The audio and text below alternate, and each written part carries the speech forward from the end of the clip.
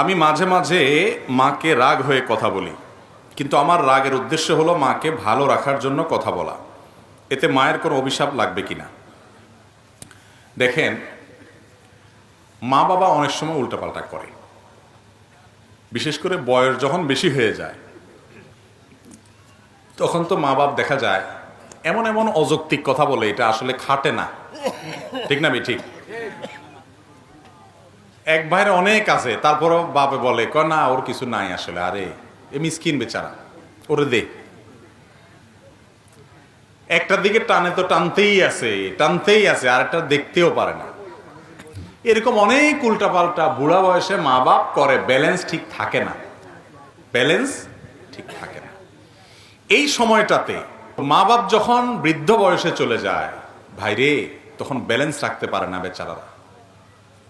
এই বয়সটাতে আপনাকে আমাকেও হায়াতে বাঁচায় রাখলে আল্লাহ তাআলা যেতে হতে পারে।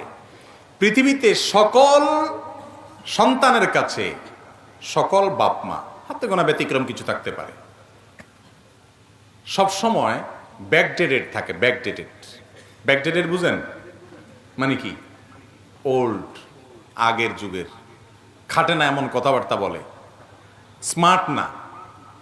কারণ সন্তান সব সময় প্রোগ্রেস থাকে, আপডেটেড থাকে, তারা সব সময় আধুনিক এবং অনেক বেশি অগ্রসর থাকে, যার কারণে বাপ মারা অনেক কিছু বুঝে না। ধরেন আজকালকার কথা, ফেসবুক ইউটিউবের কথাই বলেন, একটা ফেসবুক ইউটিউবের কোনো কথা আপনি, আপনার অনেক বাপ মা আছে, বুঝাইয়া বলতেই পারবেন না।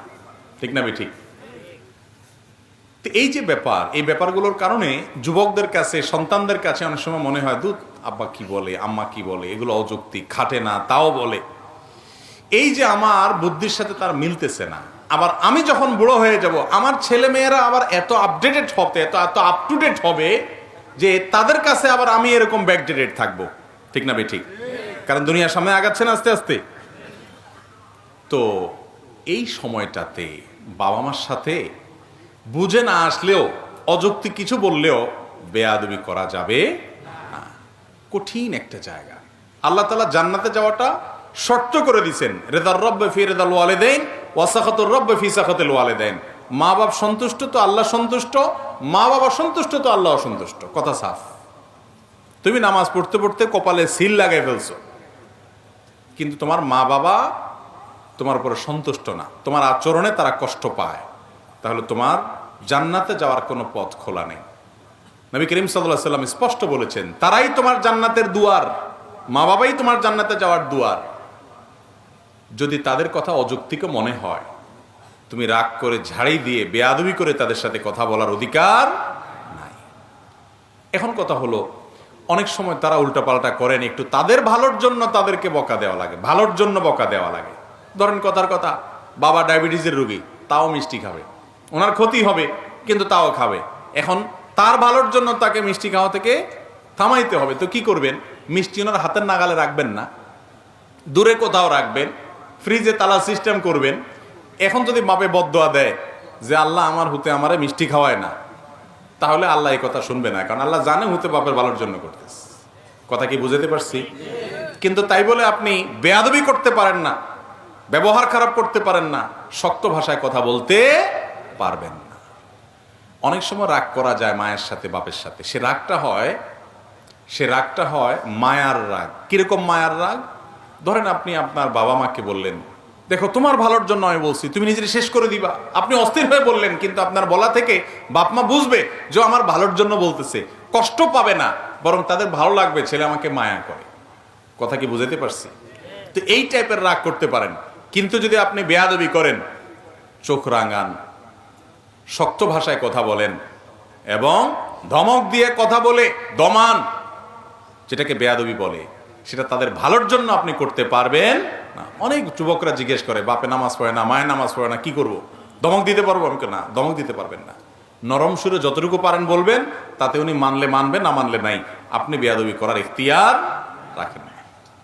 কোরআনে আল্লাহ কেন বলেছেন, ইম্মা ইয়াবলুগান্না ইনদাকাল কিবারা আহাদুহুমা আও কিলাহুমা, তোমার মা বাবার উভয় অথবা যে কোনো একজন বৃদ্ধ হয়ে গেলে, বার্ধক্যে গেলে, ফালা তাকুল্লাহুমা উফ ওয়ালা তানহারহুমা, মা বাপকে ধমক দিয়ে কথা বলো না, উফ বলিও না। যখন তারা বুড়া হয়ে যায়, বার্ধক্যে চলে যায়, বৃদ্ধ হয়ে যায়, কেন আল্লাহ এটা বলছেন?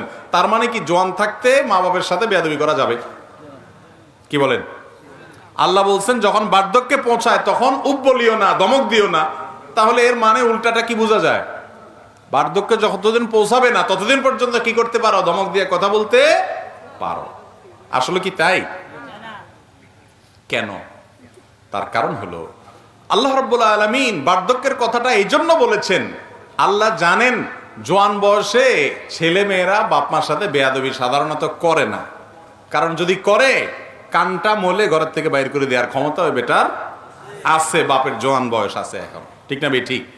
যখন বেচারা রিটায়ারমেন্টে চলে যায়, উপার্জন বন্ধ হয়ে যায়, কোনো পথ থাকে না, ছেলেদের উপরে ডিপেন্ডেন্ট থাকে, ওই টাইমটাতে ছেলেরা বেয়াদবি করার ভয়টা থাকে, যেহেতু তাদের খায়।